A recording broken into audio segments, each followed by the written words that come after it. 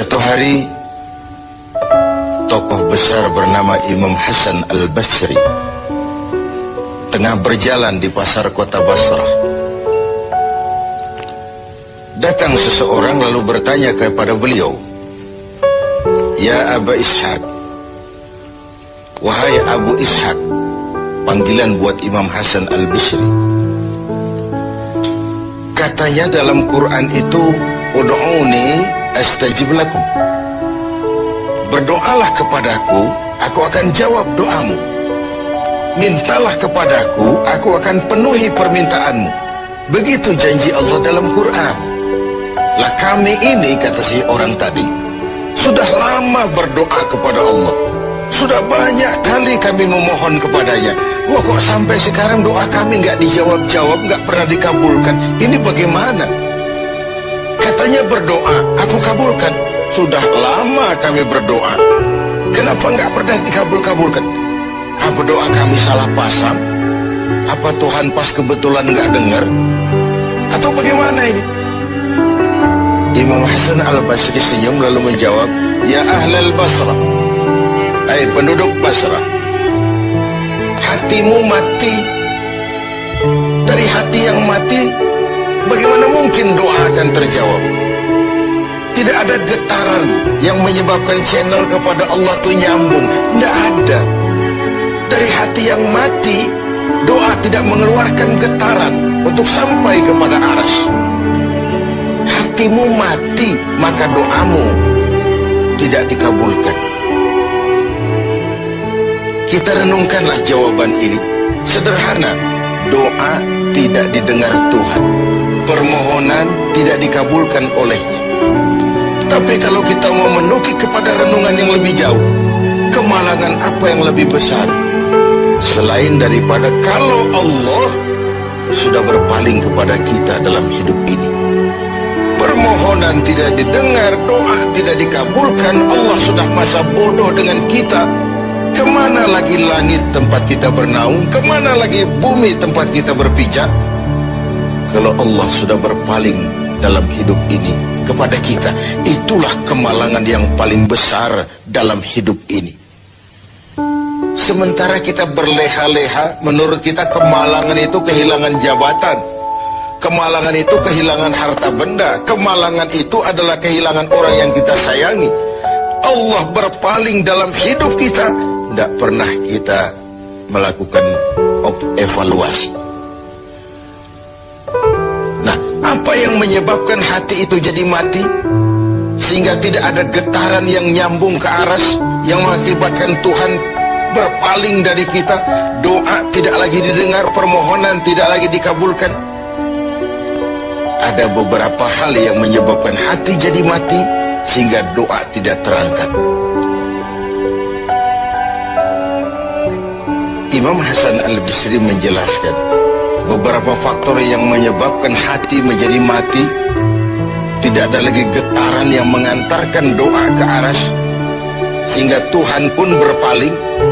Yang pertama, kata beliau, "Araftumullaha wa lam tu'tuhu haqqah." Kamu kenal Allah, tapi haknya untuk disembah, kewajibanmu untuk menyembah, tidak pernah kamu laksanakan. Bagaimana hati tidak jadi mati? Kenal. Siapa pencipta alam semesta? Allah. Siapa pencipta lautan, gunung, sungai? Allah. Siapa pencipta langit dan bumi? Allah. Siapa pengatur segala-galanya? Allah. Sholat apa tidak? Tergantung kebutuhan. Kamu kenal Allah, tapi haknya untuk disembah, kewajibanmu untuk menyembah, tidak pernah kamu laksanakan. Bukankah simpel bahwa Fatihah saja mengajarkan iyyaka na'budu wa iyyaka nasta'in?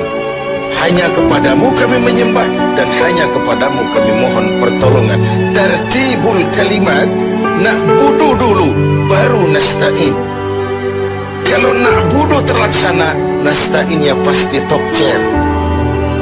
Hanya kepadamu kami menyembah, hanya kepadamu kami mohon pertolongan. Kalau ibadah beres, pertolongan pasti datang. doa didengar, permohonan dikabulkan, munajat pun diterima.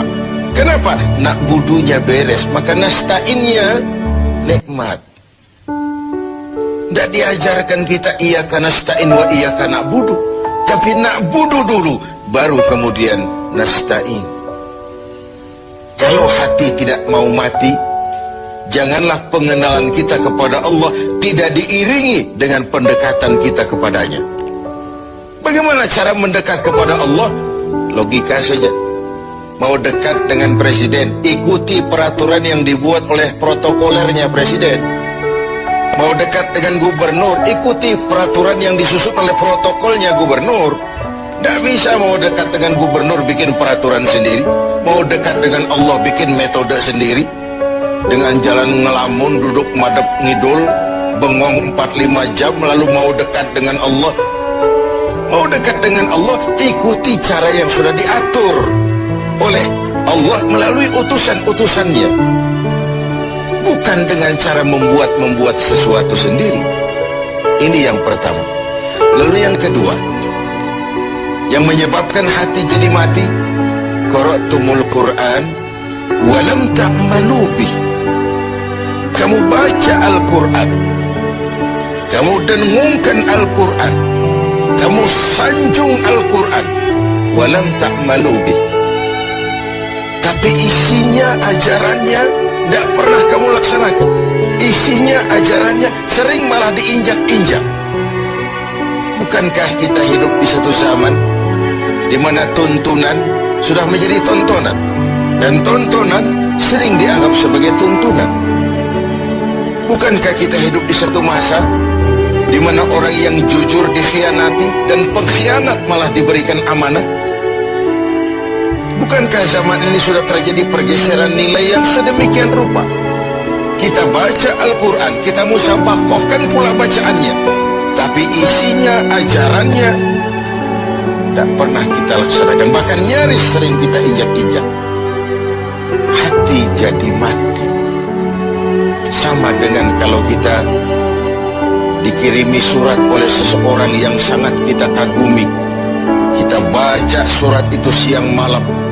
Kita ceritakan kepada orang, saya dikirimi surat oleh orang yang sangat saya kagumi. Tapi perintah yang ada dalam surat itu tidak pernah kita laksanakan. Saya percaya betul yang kirim surat mesti marah. Kau baca itu penting supaya kau ngerti apa isinya, tapi setelah kau ngerti mau ya laksanakan. Begitu Al-Quran diturunkan kepada kita, kamu baca Al-Quran tapi isinya tidak pernah kamu amalkan. Bagaimana hati tidak akan menjadi mati karenanya? Pemirsa TV 7 yang berbahagia, yang ketiga penyebab hati itu menjadi mati, akaltum ni'mata rabbikum walam tashkurulah. Kamu makan nikmat Tuhanmu, tidak pernah kamu bersyukur kepadanya. Ikan Tuhan di laut itu tiap hari diciduki, tapi Tuhannya diabaikan. Tidak pernah sesaat pun dalam hidup ini nikmat Allah pernah berhenti. Sejak kita bangun tidur sampai kita tidur kembali, bahkan tidur itu sendiri.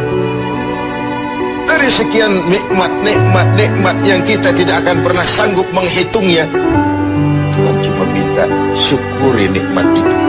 Kalau kau syukuri, aku tambah. Kalau kau ingkar, azabku itu pedih. Tiap hari kau makan nikmat Tuhanmu, akaltum ni'mata rabbikum. Kau makan nikmat dari Tuhanmu, walam tashkurulah, tapi kepadanya kamu tidak pernah bersyukur. Baik syukur dalam bentuk ucapan, lebih-lebih syukur dalam bentuk perbuatan. Karena kalau syukur ucapan semua bisa. Alhamdulillah, terima kasih Tuhan, puji syukur, terima kasih Tuhan. Tapi perbuatannya sering tidak sinkron dengan ucapannya. Kalau saya diberikan harta oleh Allah, mulut saya tidak pernah berhenti. Alhamdulillah Tuhan, terima kasih dikasih harta. Tapi pelitnya 17 setan.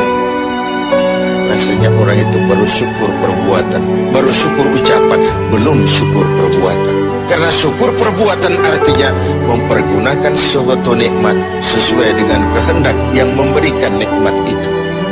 Allah memberikan harta kepada saya. Apa yang Allah kehendaki dengan menggunakan harta itu? Bagaimana kehendak Allah tentang penggunaan harta itu?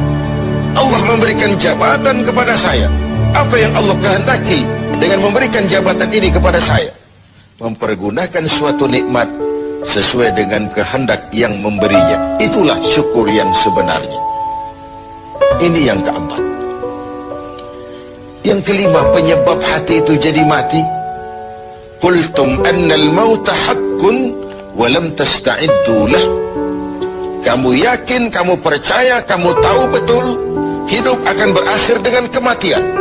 Namun kau tidak pernah mempersiapkan diri untuk itu. Baik menghadapi kematian maupun menghadapi yang lebih penting sesudah kematian. Karena mati pada dasarnya sebuah peralihan dari sebuah tahap kehidupan kepada tahap kehidupan yang berikutnya. Bukan akhir. Bahkan saya lebih cenderung mengatakan mati adalah istilah yang digunakan bagi orang yang sedang hidup. Sipulan mati itu kan kata yang hidup. Yang mengalami sedang pindah ke alam lain. Jadi tidak ada alasan hidup sulit bener, mending mati habis urusan.